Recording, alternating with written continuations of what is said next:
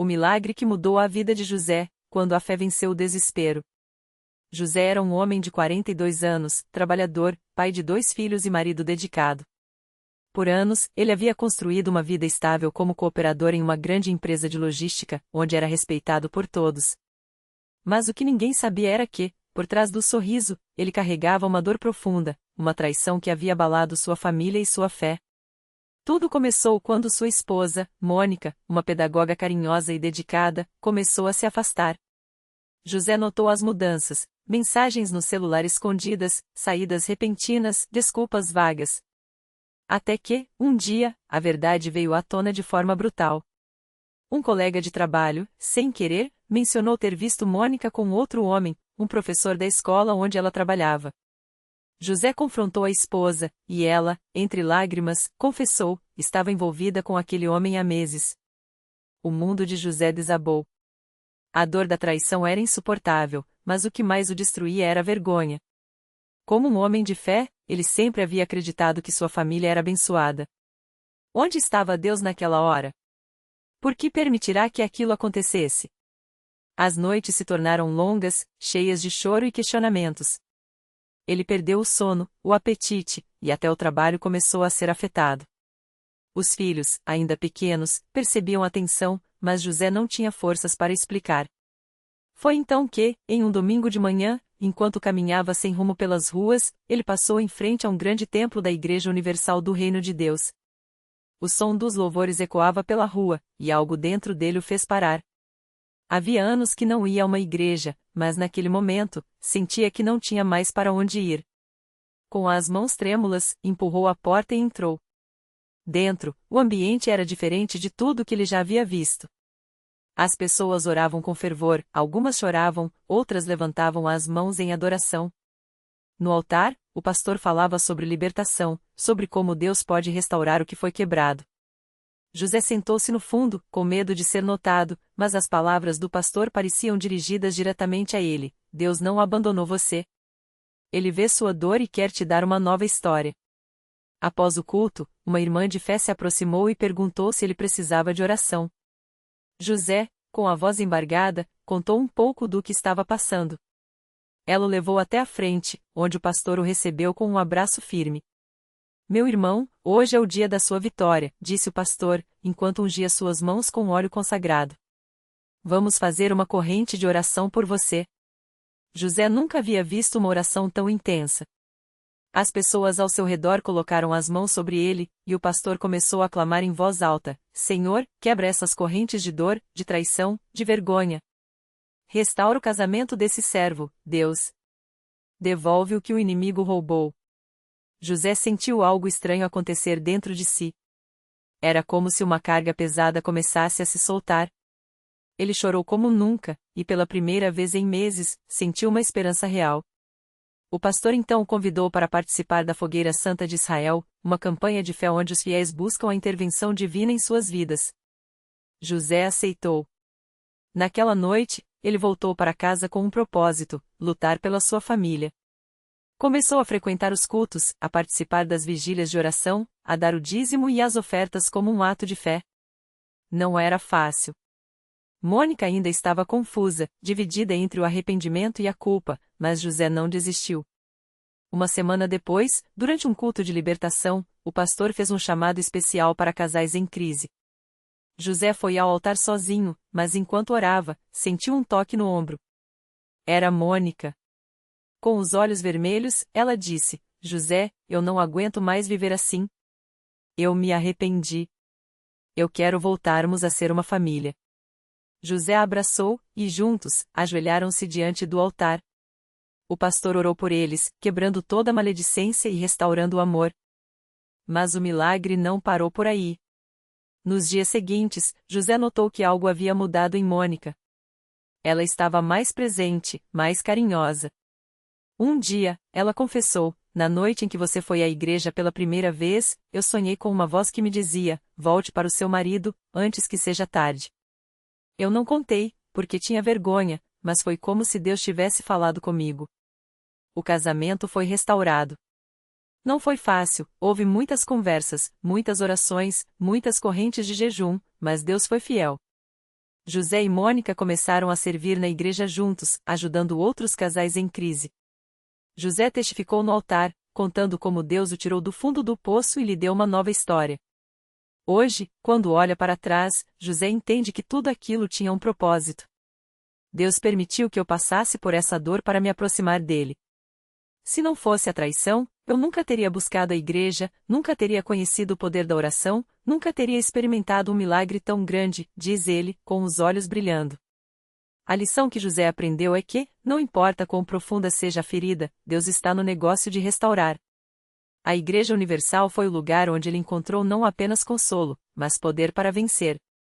Ele descobriu que a fé não é passividade, é luta, é persistência, é acreditar mesmo quando tudo parece perdido.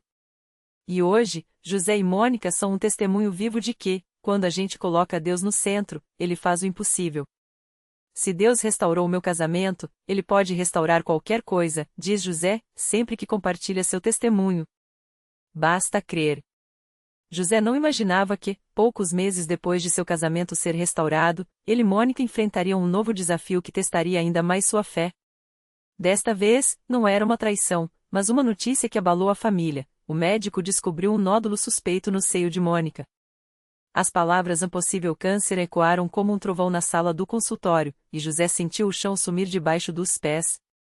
Mônica, que sempre foi forte, tentou segurar as lágrimas, mas quando chegaram em casa, não conseguiu mais. E agora, José? Será que Deus vai nos abandonar de novo? Ela perguntou, com a voz quebrada. José abraçou firme e respondeu com uma certeza que só quem já viu milagres pode ter: Deus não abandona, amor. Ele já provou isso pra gente. Vamos buscar a igreja, como fizemos antes. Se ele restaurou nosso casamento, ele pode restaurar sua saúde. No dia seguinte, eles estavam na CCB, ajoelhados no altar, com as mãos dadas. O pastor orou com uma fé que contagiou a todos. Senhor, o Senhor é o médico dos médicos. O Senhor curou leprosos, cegos, paralíticos, e hoje o Senhor vai tocar no corpo da sua filha Mônica. Em nome de Jesus, esse nódulo vai desaparecer. A igreja inteira clamou junto, e José sentiu uma paz que só vem do Espírito Santo. Os dias de espera pelos exames foram difíceis, mas eles não deixaram a fé esmorecer. Toda noite, antes de dormir, oravam juntos, declarando: Senhor, nós cremos na sua cura. O Senhor já venceu essa batalha na cruz. Até o dia em que o telefone tocou. Era o médico, com a voz diferente, quase incrédula: Mônica, os exames deram negativo. Não tem nada. É como se nunca tivesse existido. Ela desabou em prantos, não de dor, mas de gratidão. José caiu de joelhos ali mesmo, na sala, e agradeceu a Deus por mais um milagre. Eu sabia, Senhor. Eu sabia que o Senhor não nos deixaria, ele repetia, enquanto Mônica abraçava as filhas, que também choravam de alegria. Hoje, quando José e Mônica compartilham esse testemunho na igreja, eles sempre dizem a mesma coisa: Deus não muda. Ele é o mesmo ontem, hoje e sempre. Se ele fez por nós, ele pode fazer por você. E olhando para trás, José entende que cada prova tinha um propósito. A traição os levou a Deus. O susto com a doença os fez aprofundar ainda mais a fé. Agora a gente sabe, não importa o tamanho do problema, se Deus está no controle, a vitória é certa. Eles continuam firmes na CCB, servindo, orando, ajudando outros casais que passam por crises. Porque, para José e Mônica, a igreja não é só um lugar de milagres, é uma família. Uma família que não desiste, que ora, que acredita, e que vê Deus agindo todos os dias. Se você está passando por algo que parece impossível, venha para a igreja. Deus está aqui, e Ele quer te abençoar também, diz José, com um sorriso que só quem já viu o sobrenatural pode ter, basta crer. A vida de José e Mônica virou um testemunho vivo dentro da CCB. Não demorou muito para que outros irmãos começassem a procurar o casal, querendo ouvir diretamente deles como Deus tinha transformado aquela família que parecia estar se desmoronando. E eles contavam, com os olhos brilhando, cada detalhe daqueles dias difíceis que se tornaram a porta para a maior bênção de suas vidas. Um domingo, depois do culto, uma irmã chamada Ana se aproximou de Mônica, com o rosto marcado pelas lágrimas. Eu não aguento mais, irmã. Meu marido me traiu também, e eu só penso em desistir de tudo. Mônica abraçou-a forte, como quem já conhecia aquela dor. Eu sei, minha filha. Eu já estive no seu lugar. Mas deixa eu te contar uma coisa, Deus não só sarou meu coração, como restaurou meu casamento de um jeito que nem eu mesma acreditava ser possível. E ali mesmo, entre as cadeiras da igreja ainda quentes dos irmãos que tinham saído, Mônica orou com Ana, pedindo a Deus que tocasse naquela família como tinha tocado na dela. Dias depois, Ana voltou com o marido, Carlos. Ele, envergonhado, mal conseguia olhar nos olhos de José. Irmão, eu não sei nem por onde começar. Eu magoei minha mulher, magoei meus filhos, e agora não sei como consertar isso. José colocou a mão no ombro dele e disse com firmeza: Começa aqui, irmão. De joelhos, pedindo perdão a Deus e à sua família. O resto, ele faz. Confia em mim. E assim, como um pai espiritual, José começou a discipular Carlos, mostrando-lhe que a mudança verdadeira só vem quando a gente entrega tudo nas mãos de Deus. Enquanto isso, o milagre na vida de José e Mônica continuava se multiplicando. O médico que havia dado o diagnóstico sombrio para o filho deles, Pedro, um dia os encontrou no corredor do hospital. Ele parou, espantado. Mas, como? Os exames dele estão normais. Como isso é possível? Mônica, sem hesitar, respondeu: É Deus, doutor. Só Ele para fazer o que os homens dizem ser impossível. O médico, que sempre fora cético, ficou tão impactado que, semanas depois, apareceu na CCB. Eu preciso entender essa fé que vocês têm, disse-lhe ao pastor. E assim, mais uma alma foi tocada pelo testemunho daquele casal. Pedro, que antes era uma criança quieta e doente, agora corria pelos corredores da igreja, brincando com as outras crianças, cheio de vida. Num culto de crianças, ele mesmo subiu no pequeno púlpito e disse, com a voz firme: Jesus me curou. Ele pode curar todo mundo. As lágrimas rolaram nos rostos dos pais que estavam ali, muitos deles com filhos enfrentando batalhas na saúde. A fé daquele menino, tão pura e simples, contagiou a todos. José e Mônica também começaram a participar ativamente dos cultos de oração pelos casais. Eles sabiam o poder que havia em interceder por outros lares.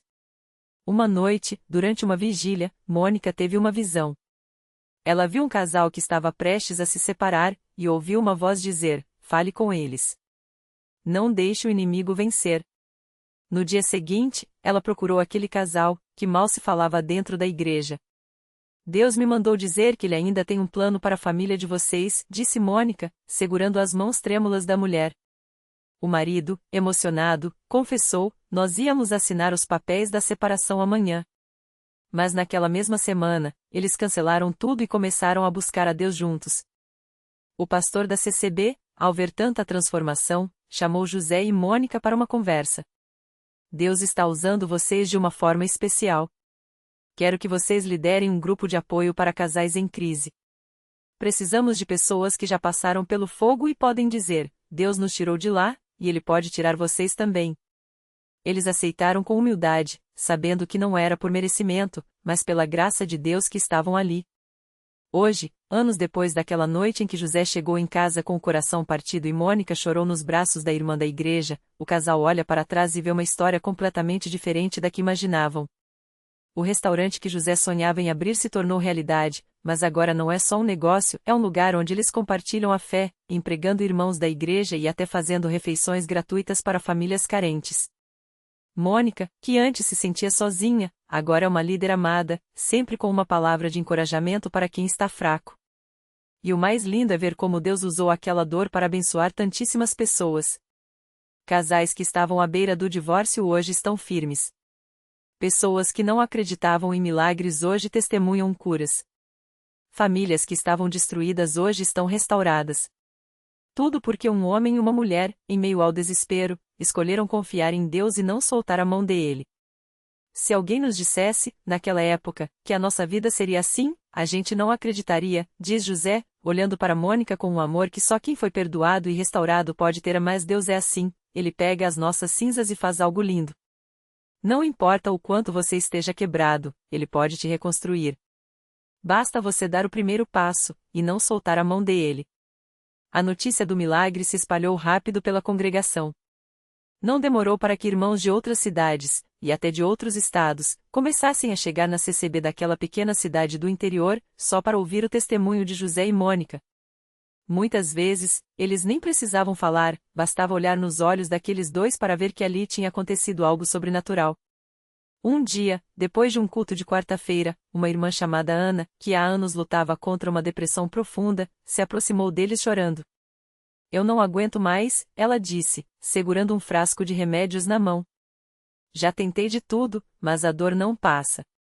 Só que hoje, quando o pastor falou sobre não soltar a mão de Deus, foi como se ele mesmo estivesse me chamando. José, sem hesitar, colocou a mão no ombro dela e disse: Irmã, nós já estivemos onde você está. Mas Deus não desistiu de nós, e não vai desistir de você. Vamos orar? Naquela noite, enquanto os três se ajoelhavam no pequeno salão da igreja, algo mudou. Não foi um raio, não foi um barulho, foi uma paz tão profunda que Ana sentiu como se um peso de anos fosse tirado das suas costas. Ela começou a chorar, mas dessa vez eram lágrimas diferentes. Eu sinto que ele está aqui, ela balbuciou. E estava. Nos dias seguintes, a tristeza que a acompanhava há tanto tempo começou a desaparecer, como neve derretendo sob o sol. Hoje, Ana serve na igreja como conselheira, ajudando outras pessoas que passam pelo mesmo que ela passou.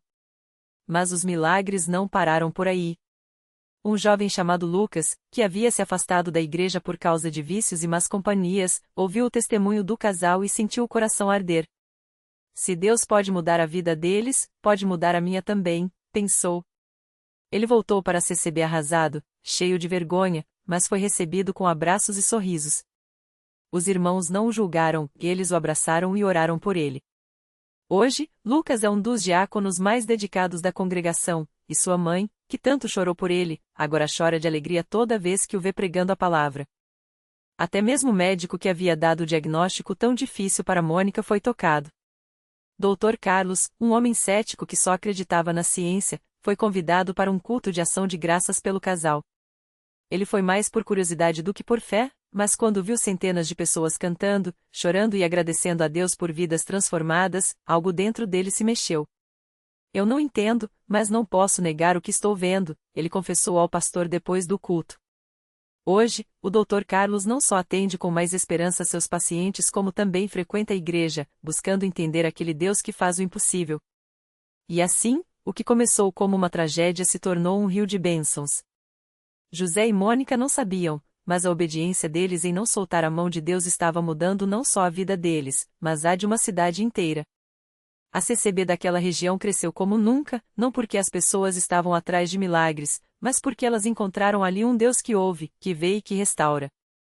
Às vezes a gente acha que a nossa dor não tem sentido, diz Mônica, segurando a Bíblia que agora está cheia de marcações e anotações de promessas cumpridas. Mas Deus sabe o que está fazendo. Ele usa até as coisas que nos machucam para abençoar outros. E o mais lindo é que, no final, a gente olha para trás e vê que valeu a pena confiar. Hoje, sempre que alguém novo chega na igreja com o coração partido, José e Mônica estão lá, prontos para contar a sua história. Não como heróis, mas como pessoas comuns que descobriram que, quando a gente entrega tudo nas mãos de Deus, Ele faz muito mais do que a gente poderia imaginar. Não importa o tamanho do seu problema, José sempre diz, olhando nos olhos de quem o escuta. Deus é maior. E se Ele fez por nós, pode fazer por você também. Basta não soltar a mão dele. Era uma tarde de sábado na congregação cristã no Brasil, e o sol entrava pelas janelas do salão, iluminando os rostos de quem chegava para a reunião. Entre eles estava Ana, uma jovem de 22 anos com os olhos inchados de tanto chorar. Ela tinha acabado de perder o emprego, a mãe estava doente, para piorar, o namorado a havia abandonado quando mais precisava. Não aguento mais, irmã, ela sussurrou para a irmã em Cristo que a cumprimentou na porta. Sinto que Deus me esqueceu. Foi então que Mônica, que estava ajudando a organizar os hinos, viu Ana se sentar sozinha no último banco. Algo em seu olhar a fez lembrar de si mesma anos atrás. Sem hesitar, ela se aproximou e sentou ao lado da moça. Posso te contar uma coisa? Ana apenas assentiu, enxugando as lágrimas com as mãos. Mônica começou a falar, não com palavras bonitas, mas com a verdade crua de quem já esteve no fundo do poço. Há alguns anos, eu também achava que Deus tinha me abandonado. Meu filho estava doente, meu marido não aguentava mais a pressão, e eu orava, mas nada parecia mudar. Até que um dia, uma irmã da igreja me disse algo que nunca esqueci: Deus não tira a prova, mas Ele entra na prova com a gente. Naquele momento, eu não entendi. Mas hoje eu sei que foi verdade. Ana olhava fixamente para as mãos, como se tentasse absorver cada palavra. Foi então que José, que tinha acabado de chegar, se juntou a elas. Você é a Ana, não é? Ele sorriu, e seu tom era tão caloroso que a moça não conseguiu evitar um pequeno sorriso em resposta. A irmã Mônica já te contou como Deus mudou a nossa vida? Porque se não contou, deixe eu te dizer, se Ele fez por nós, pode fazer por você também. Ana balançou a cabeça, ainda incrédula. Mas como? Minha vida é um desastre. Não tenho mais forças nem para orar. José colocou a mão no ombro dela com uma firmeza que transmitia segurança. Filha, a força não é sua. É dele. Você só precisa deixar ele te carregar. Lembra do cego Bartimeu? Ele não enxergava, não tinha nada, mas gritou por Jesus com tudo que tinha. E Jesus parou. Por quê? Porque quando a gente clama com fé, Ele ouve. Não importa o quão pequena seja a sua voz. Ana sentiu algo mexer dentro dela. Não era esperança ainda, era apenas uma faísca, uma vontade de acreditar que talvez, só talvez, Deus ainda estivesse ali. Naquela noite, durante a oração final, Ana se ajoelhou entre os irmãos. As lágrimas voltaram, mas dessa vez eram diferentes. Ela não tinha palavras, só um choro que parecia sair da alma.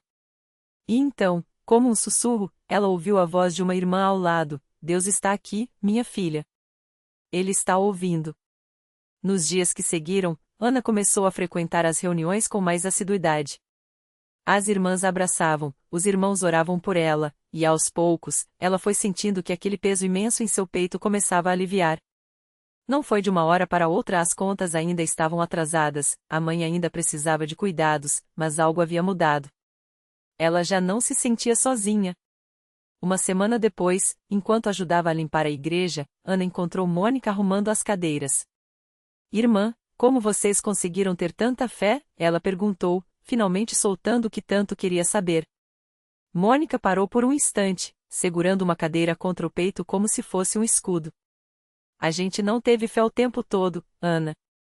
Teve dias que a gente chorou, que a gente duvidou, que a gente quis desistir. Mas tinha uma coisa que a gente não soltava: a mão de Deus.